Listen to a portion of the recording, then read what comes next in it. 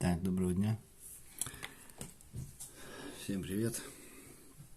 Хотел вам показать свою быструю доработку, да, как бы данного фонарика. Значит, проблема была такая, начал моргать, потом совсем потух. Вот у меня два фонарика. Один, значит, вот видим, светит, да, ярко, все хорошо, не моргает, режимы все отрабатывают.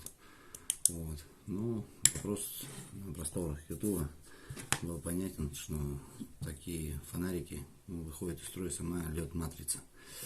LED-матрица, значит, ну как я это, значит, я хочу показать быстрый способ, да, как бы замены LED-матрицы, ну не заказывать там с AliExpress там, и так далее, если надо пользоваться, да.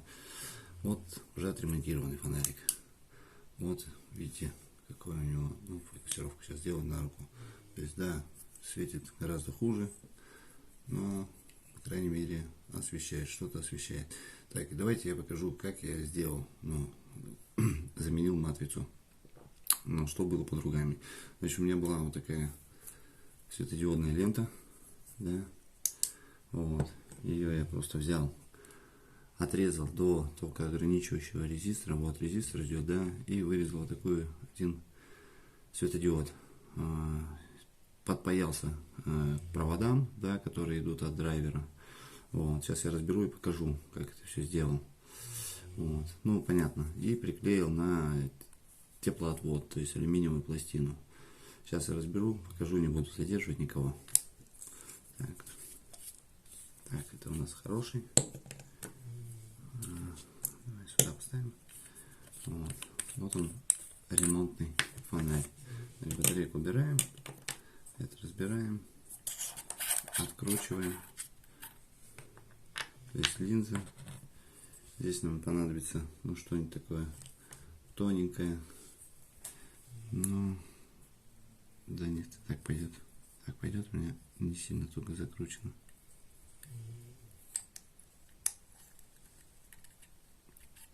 Вот.